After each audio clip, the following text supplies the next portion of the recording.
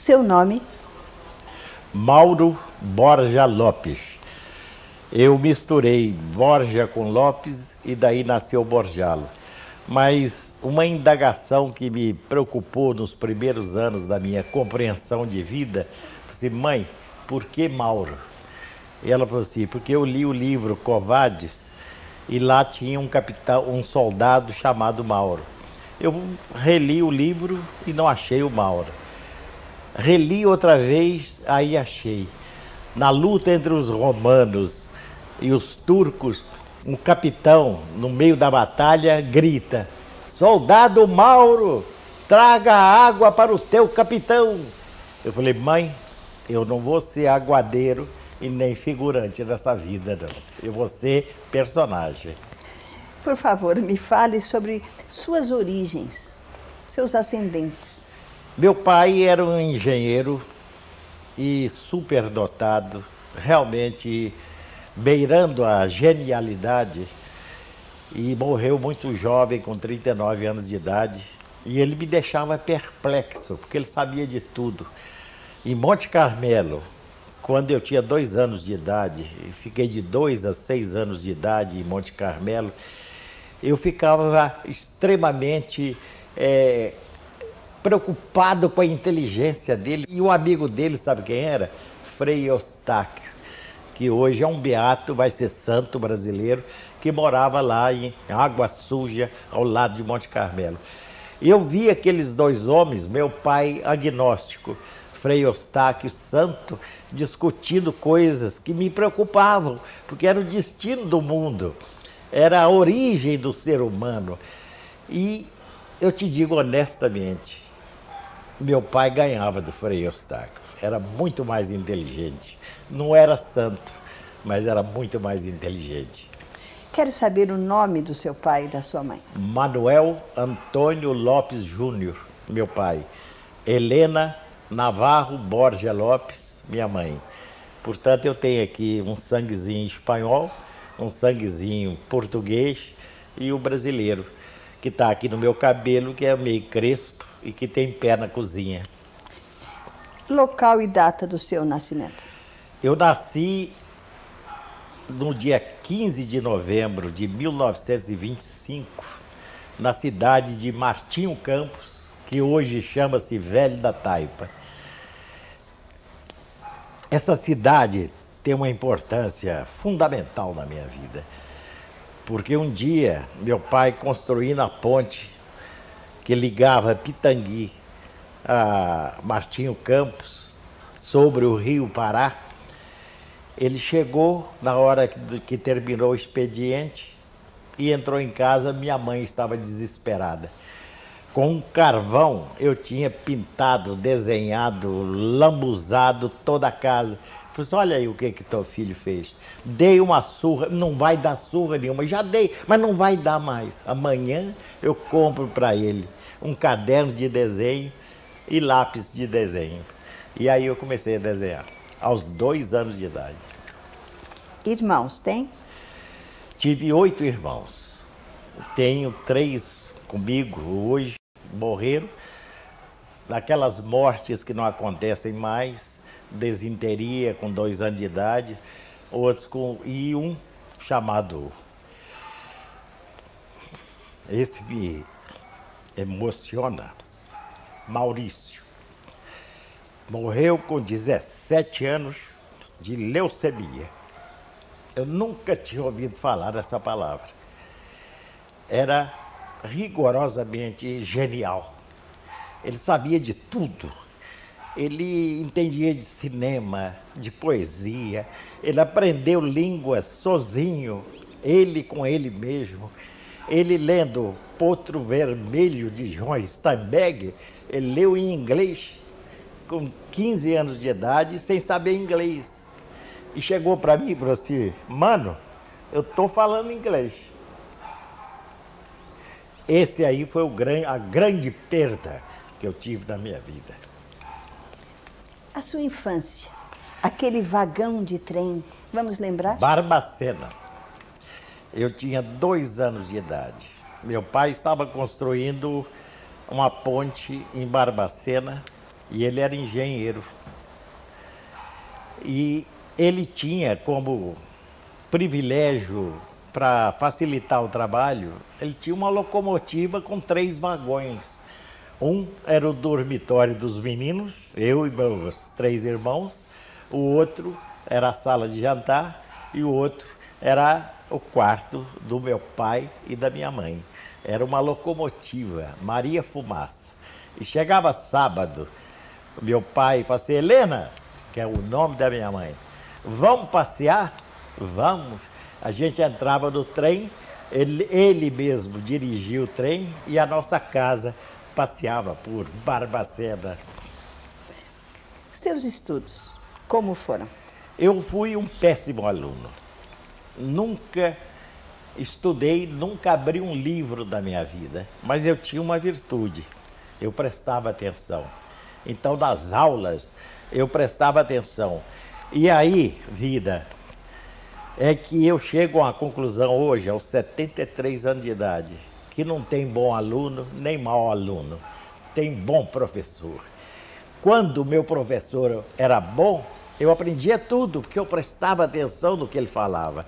Então eu fui um excelente aluno de química, eu fui um péssimo aluno de matemática, porque o meu professor de matemática era ruim, o meu de química era ótimo. Eu fui um excelente aluno de português, porque o padre que me ensinou português era ótimo. Eu nunca me esqueço da minha primeira professora, a Adélia, minha tia Adélia, que essa me ensinou a prestar atenção na vida. E eu sou um cara que presto atenção. Quero saber, depois daqueles 2 anos e daqueles desenhos a carvão, como é que você foi se entregando ao desenho? Olha, não foi rapidamente não, porque eu achava, em primeiro lugar, por um erro, mas é tão brutal, um erro de avaliação, eu achava que eu era um senhor cantor. Achava a minha voz maravilhosa. Então, tentei. Fui em concurso de rádio, Rádio Guarani, em Belo Horizonte. Era um fracasso, era vaiado, né? E eu não entendia. Isso é injustiça, proteção. Eles estão contra mim. Então, eu queria ser cantor. A maior frustração que eu tenho na minha vida, eu que domino a minha mão, que tenho uma habilidade fora do normal, que desenho bem, eu gostaria de tocar um violão, eu gostaria de tocar um piano. Isso aí, Deus me negou isso, a natureza me negou isso. Quero saber, desenhando, porém, você tinha que esquecer que era muito bonito.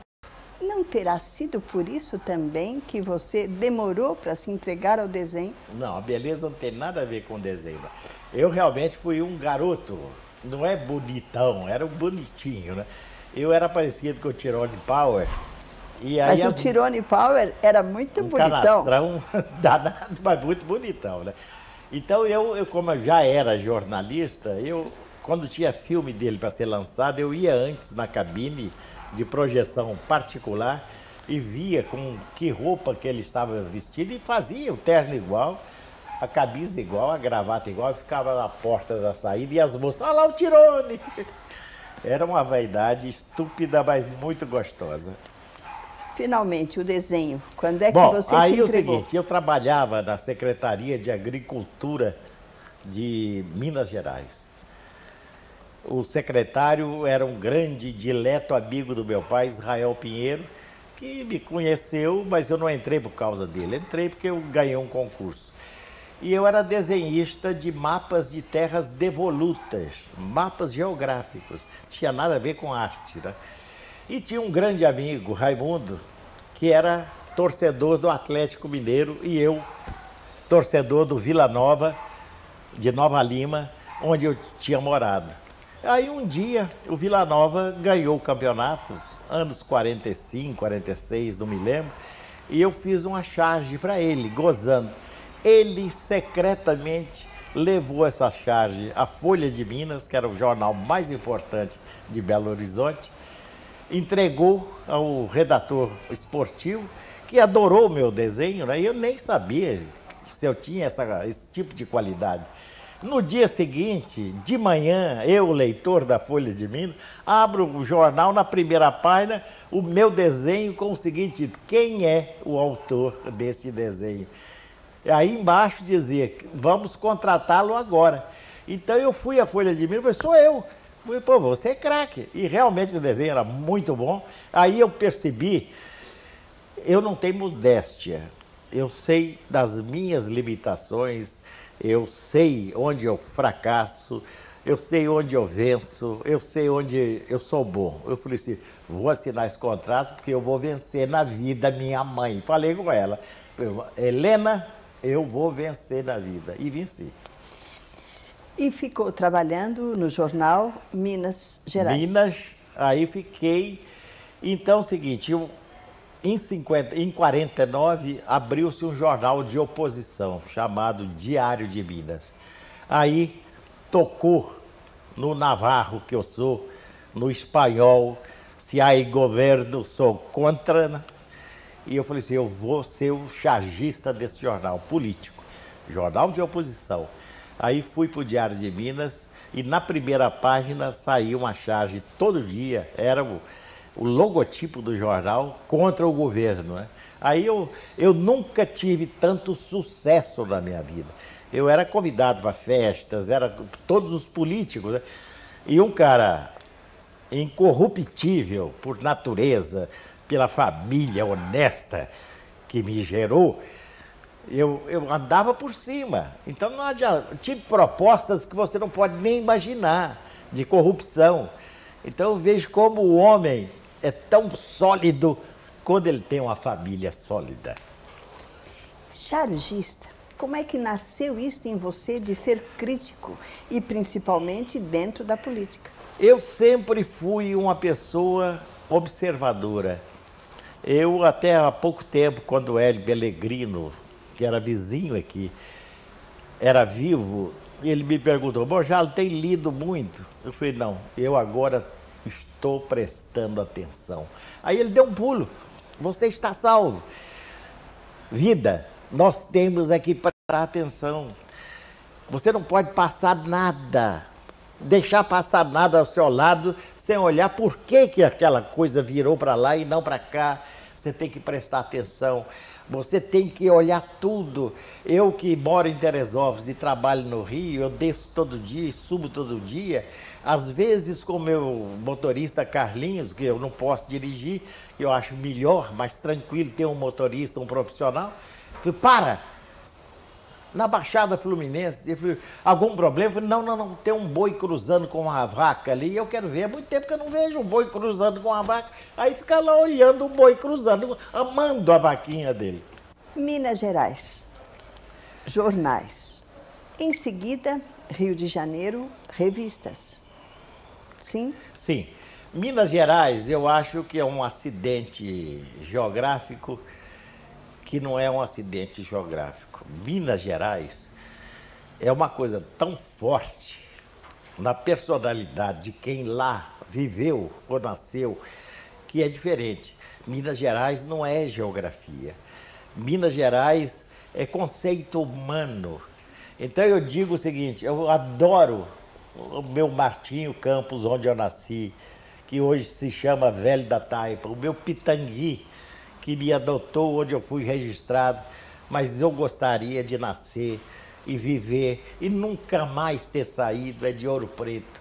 Eu acho aquela atmosfera, eu não quero nem a arquitetura, não quero nem o Aleijadinho, eu não quero nem a beleza das igrejas, eu quero aquele ar, aquela pureza que eu respiro lá. Então, vida, a minha morte será lá, Ouro Preto. Falemos do seu trabalho nas revistas no Rio de Janeiro. Comecei na revista Manchete, em 1954. Da Manchete, fiz muito sucesso da Manchete, fiz desenhos que tiveram repercussão internacional de muita importância. Fui para o Cruzeiro, Cigarra, e aí fui engolido pela televisão. E como eu fui engolido pela televisão? Toda noite, a turma mineira, Otto Lara Rezende, Paulo Mendes Campos, Fernando Sabino, eu, Tiago de Mello, amazonense, Armando Nogueira, acriano, a gente se reunia no Barbico, ali no posto 6. E ficava até 5, 6 horas da manhã, porque era uma boemia sem maldade, não tinha mulher no meio. Aí uma madrugada dessa, saindo do Barbico, o único que tinha carro era o Fernando Sabino, era um Pontiac, um carro que acho que nem existe mais. Ele me deixou na Xavier da Silveira, mas sempre a gente batia um papo. Eu falei, Fernando, eu vou entrar para a televisão, 1955. Ele falou assim, como entrar para a televisão? Você é um cartunista prestigiado, vendendo para o mundo, e estava vendendo para o mundo inteiro, trabalhando no Picture Post de Londres, recebendo em dólar e libra. Ele falou assim, não, a minha prancheta pode esperar, mas o bonde da televisão está passando e eu vou pegá-lo agora, porque é a comunicação do futuro. Ele falou, você é louco. E no dia seguinte, eu estava na televisão. E como eu entrei na televisão? Aquela coisa ardilosa que só acontece com um mineiro, com quem nasce em Pitangui, com quem nasce no oeste de Minas, né? Eu morava ao lado da TV Rio, ali no posto 6, solteirinho. Aí bateu um produtor, Cícero de Carvalho. Disse, Borjalo, esquecemos de te avisar, você está no programa de hoje, a gravação é agora e está lá te esperando. Você me perdoe, eu esqueci de te avisar. Eu percebi, falei, isso é marotagem. Faltou algum entrevistado, como eu moro aqui do lado e eu tenho renome, eu vou lá tampar o buraco. Mas fiquei caladinho em vida, fui lá, dei entrevista. Passado um mês, estou em casa, bate o circo. Faltou o Vinícius de Moraes, aí teve um acidente, não está podendo ir, você pode ir. Tal, cá, fui. Na terceira, eu percebi que eu era dono do programa. Aí o Fernando Barbosa ali falou, você quer dirigir um programa em Belo Horizonte? Falei, agora. Então, eu tenho na minha história, e acredito que na televisão brasileira não tem nada parecido com isso, eu comecei batendo com a cabeça no teto. Eu comecei como diretor, comecei como o último posto. Aí dei um banho de direção, porque eu sou talentoso, não tenho modéstia nenhuma. A única coisa que eu gostaria de dizer é que eu canto bem, mas não posso falar porque eu não canto. O resto está tudo certo. Eu sou talentoso, vou fazer. Acabei com a sessão das 10 de cinema em Belo Horizonte, porque fiz um programa altamente popular, porque eu sabia o que era a televisão. Porque, evidentemente, querida, a gente tem que ter um respaldo. Eu já tinha lido Griffith, quando ele disse que o cinema é a arte de emocionar o cidadão comum. E eu falei, televisão é a arte de emocionar o cidadão comum pobre. Aquele que não pode pagar teatro, aquele que não pode comprar jornal todo dia, aquele que não pode ir ao cinema todo dia, nem uma vez por semana. Ele prefere comer um frango que dá para a semana inteira, senão ele morre. Então, a televisão, que eu sempre fiz, em 32 anos de Globo, eu só pensava no meu patrão. Quem é o meu patrão? É o cidadão comum, pobre, que ganha, no máximo, 2 salários mínimos. É isso que eu quero agradar. Vamos lembrar um pouco mais a sua carreira na Globo. Olha, eu entrei na Globo depois de ter assinado um contrato com a Excelsior. Eu tinha assinado um contrato com a Excelsior em 66, 1º de abril, dia da mentira, mas era verdadeiro o contrato. É aí, Fernando Barbosa Livros e Borjalo, Walter Clark quer o Jornal de Vanguarda na Globo, mas só quer com você dirigindo. Falei, mas eu assinei contrato com a Excelsior. Falei, se você não anular esse contrato, a equipe toda, Cid Moreira, Sérgio Porto, Fernando Garcia, Jatobá, vai ficar tudo desempregado. Aí eu fui do Miguel Gustavo, que era o diretor da Excelsior. Falei, Miguel, estou com esse problema. Ele falou, não tem jeito, nós estamos investindo em você, você é talento, você fez um plano de um novo jornal. Eu ia dirigir todo o esquema jornalístico da Excelsior, em 66. Você fez um esquema tão maravilhoso que nós não vamos abrir mão. Aí eu falei, Fernando, não dá. Aí, o irmão do Cid Moreira, Célio Moreira, falou assim, ó, quem manda no Miguel Gustavo é a mulher dele, a Escudeiro. Eu não conhecia, mas eu falei, vou tentar. Liguei para ela, ela falou, olha, teu caso é humano, é digno e o Miguel vai te liberar. E me liberou. Aí eu entrei para a Globo. Acho que eu pulei um pouco, porque não falei de TV Rio e de TV Itacolomi antes. Itacolomi foi a grande glória da minha vida. A Itacolomi, eu fiz esse programa, que é a base do Fantástico. Era igualzinho, o roteiro é o mesmo, que não é só meu, foi um roteiro meu e do Fernando Barbosa Lima, mas é a base do Fantástico de antigamente. E nós chegamos lá e não tinha, a Itacolomi não tinha videotape. Então eu falei, gente, isso aí é um maná. O que eu vou fazer?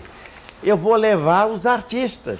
Então eu pegava um avião, fizemos um contrato com a Cruzeiro do Sul, que nos dava um avião ida e volta toda semana.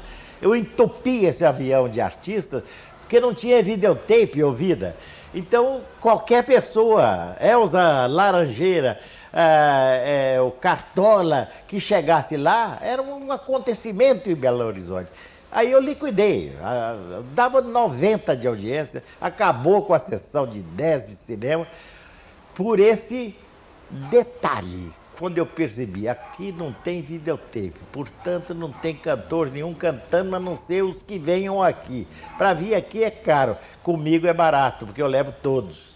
E faço um contrato com a Cruzeiro do Sul, que dava hotel e dava o avião. Então era baratíssimo. Aí foi uma estratégia mineira sem vergonha, mas muito eficiente. Voltemos agora então à Globo. Outros programas que fez.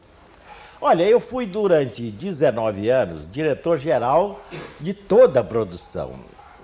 Eu entrei, o episódio meu na Globo, quando eu entrei na Globo em 66, com aquele relato que eu já fiz do Miguel Gustavo liberou, eu não era da Globo, eu era da Esquire, que era uma agência que fazia o jornal. Aí o Walter Clark me chamou e falou assim, Borjalo, eu contratei o Boni, mas ele está na Tupi, e o contrato dele só termina em março de 67. Nós estamos em março de 66. Você aguenta um ano me ajudando aí? Eu falei, Walter, eu estou fazendo um jornal da noite, me ocupa muito. Não, até 6 horas você cuida da programação comigo. 6 horas você sobe e vai fazer o jornal. E assim foi feito. Aí eu aguentei, evidentemente eu tive a sorte de colocar a Globo em primeiro lugar, antes do Boni chegar. Aí chega o Boni, que eu não conhecia. Sabia do talento dele, que respeito profundamente até hoje, que é inigualável. Aí, na reunião, falei, Walter, obrigado pela chance que você me deu, vou cuidar do meu jornal. E o Boni, que não me conhecia, falou, não, você vai ficar comigo. Você vai ser o meu braço direito. E eu fui o braço direito dele durante 19 anos. Como é que você julga o Boni?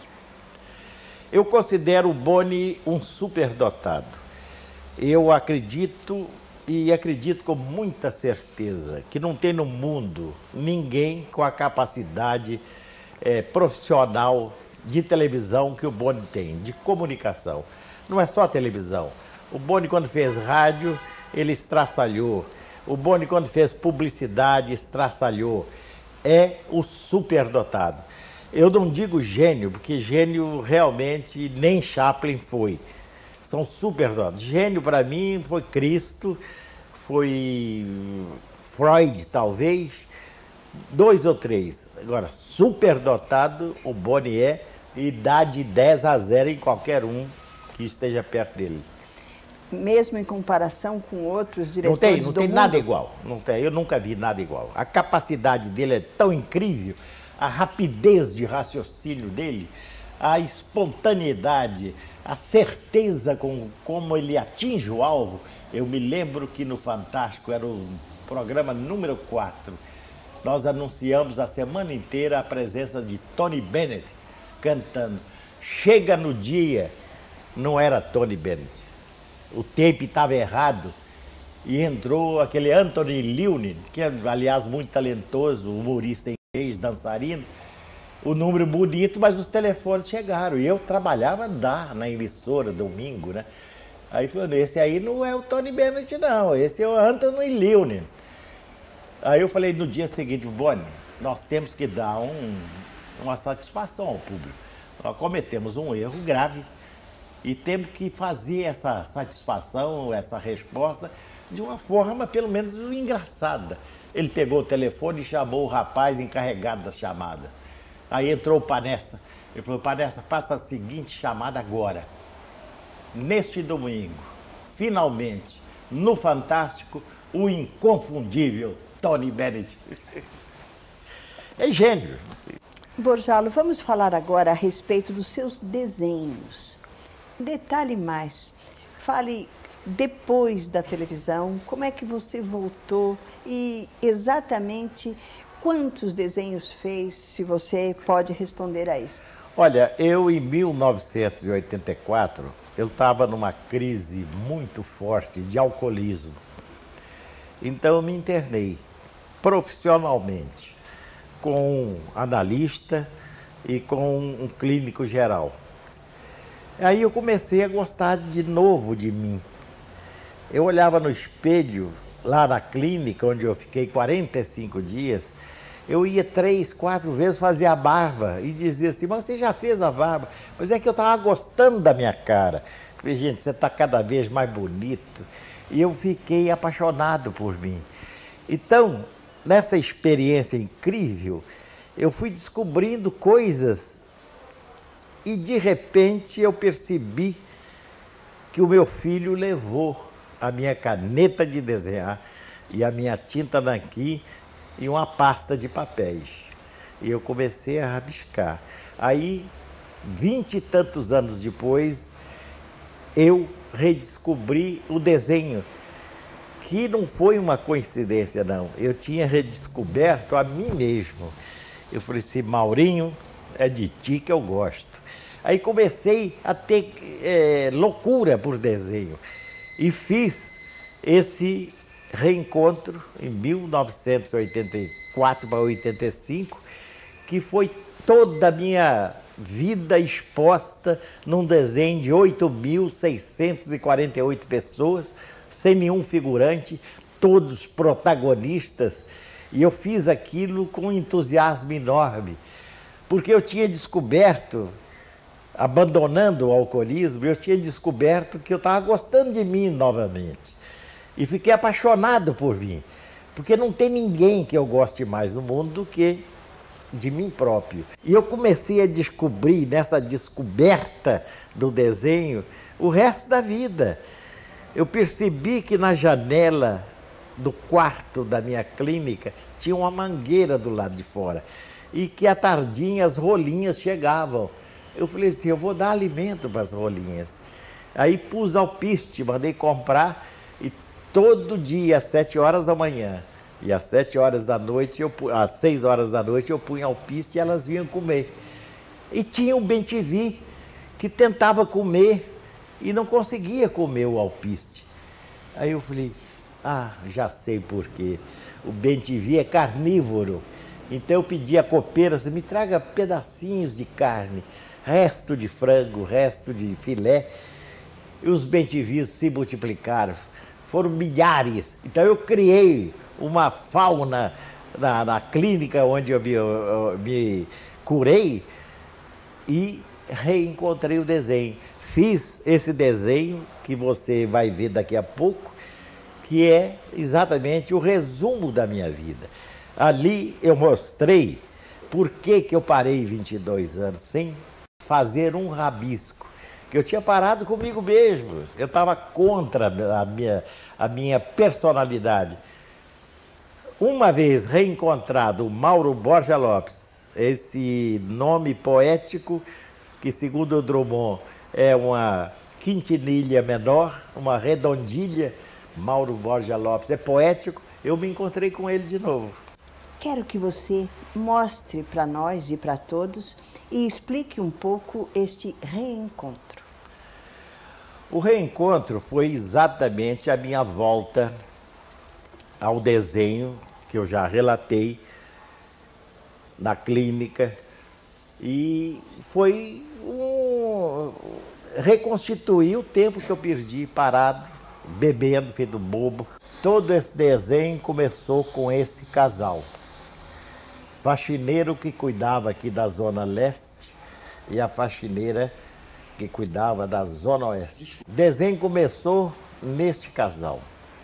Esse faxineiro que está abraçando essa faxineira, ele cuida desse setor oeste do edifício e ela do setor leste. Nunca se encontram, mas hoje eles se encontraram e descobriram que há 22 anos atrás eles foram casados e que ainda se amam. Aí eu fui construindo esse edifício. Pilastras árabes, góticas, gregas, banquetes, ópera. E fui desenhando e é toda a minha vida. E quando eu desenhava essa prancheta aqui, o meu neto, que tinha 7 anos, Bernardo, falou assim: vô, a prancheta tá caindo. Aí eu pus correndo esse cara aqui que não vai deixá-la cair. E assim fiz. São 8.628 pessoas. Não tem um figurante. São todos protagonistas. É o homem do satélite, é o homem do avião, é o esqueleto que sai da chaminé. E aqui sou eu, aos 6 anos de idade, quando eu conheci a vida em Monte Carmelo, Minas Gerais, e a minha babá Jaira está me exibindo aqui e disse: Mauro, este é o mundo que você vai enfrentar. E aqui está o enfrentamento. E seus trabalhos lembram um pouco Bosch, concorda? Concordo desse último trabalho meu, do reencontro, eu acho que tem, porque inclusive até influenciado por ele, sem pensar nisso, inconscientemente, porque eu o admiro muito. A única diferença que eu acho é daquele complicado monumento social que ele faz e eu fiz desse desenho Reencontro. É a convulsão humana.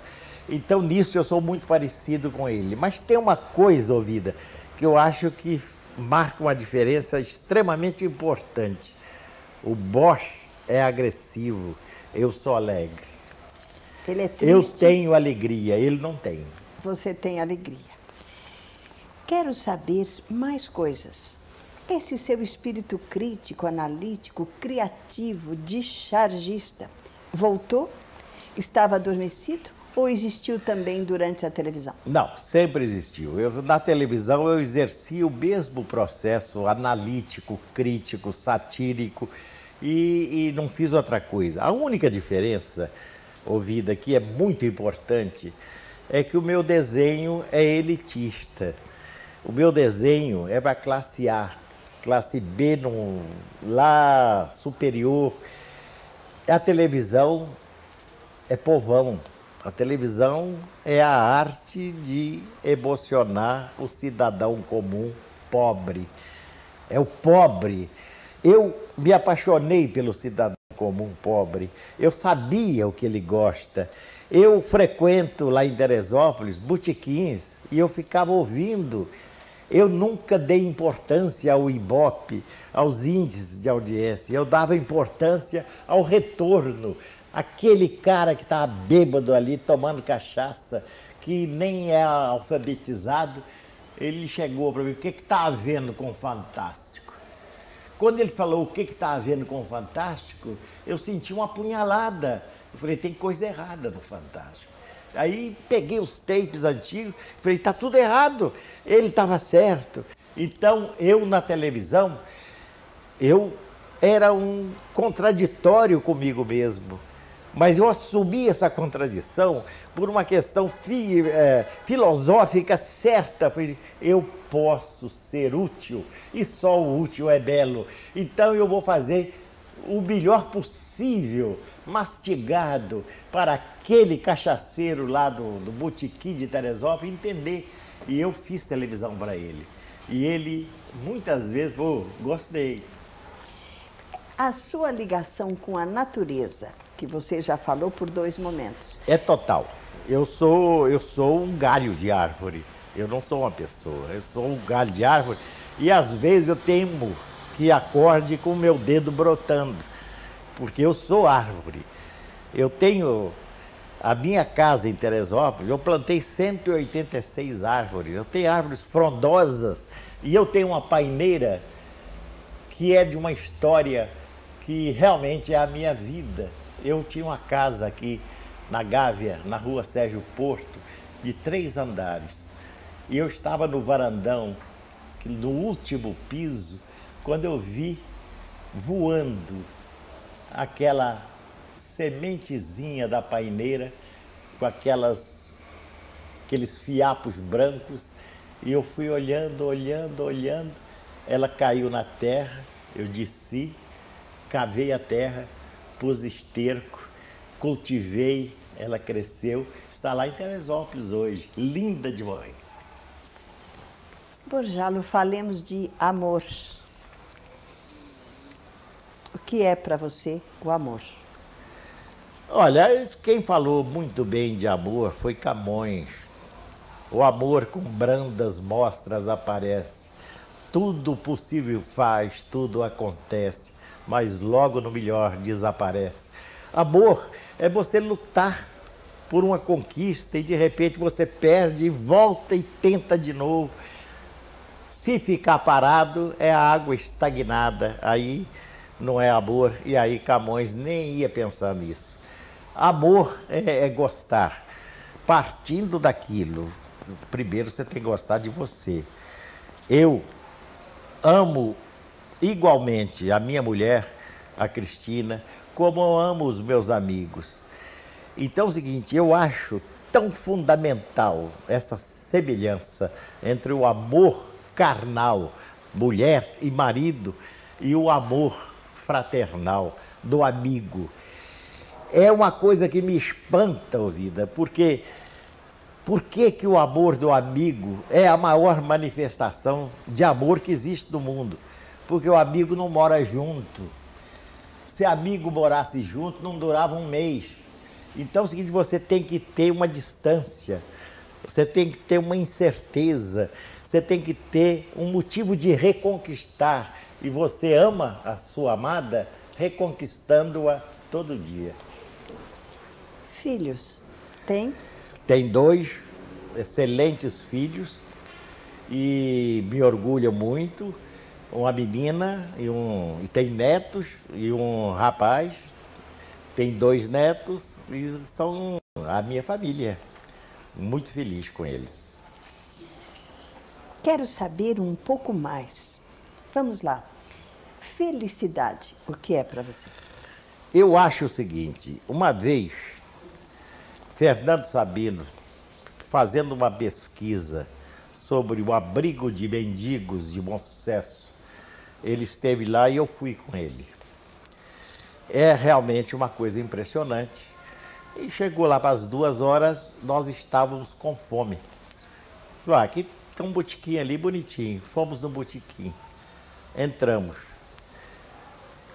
Pedimos um filé com frita, que era o óbvio, o natural, para não complicar, arroz. E aí entra um casal de negros com uma filhinha toda enfeitadinha. A roupa vagabunda, barata, mas tudo limpinho. Trancinhas, fitinhas na cabeça.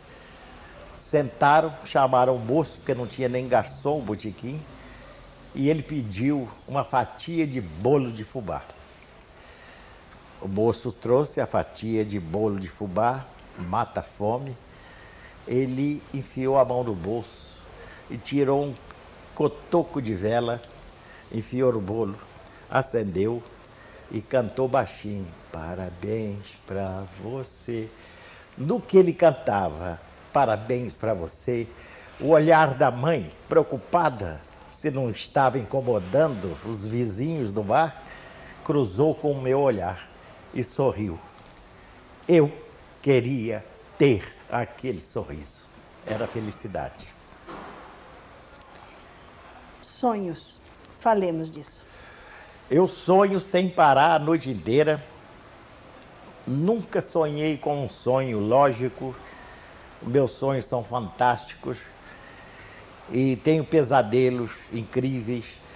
Não é problema de saúde, é problema de excitação mental. Eu tenho muito neurônio funcionando. A Cristina, que está aqui, já sabe que eu sou capaz de quebrar o teto, dando pontapé de noite. Eu subo parede. E teve, a semana passada, eu tive o seguinte sonho. Eu estava no Pantanal, Mato Grossense, e tinha um abismo, coisa que não existe lá, porque lá é plano, né? E eu tinha que pular, eram 2,5 metros. Lá embaixo, abismo cheio de crocodilo. Eu falei, eu vou pular. E pulei. E me estatelei na parede, eu pulei da minha cama para a parede, arrebentei os quadros todos, quebrei tudo que tinha lá e quase quebrei o joelho. Então eu sou um louco, realmente sou louco, não sei como é que eu estou vivo até hoje. Quero que você conte um pequeno episódio que aconteceu no Túnel Rebouças. Foi o segundo Festival Internacional da Canção, o primeiro transmitido pela Globo, porque o primeiro festival foi transmitido pela TV Rio.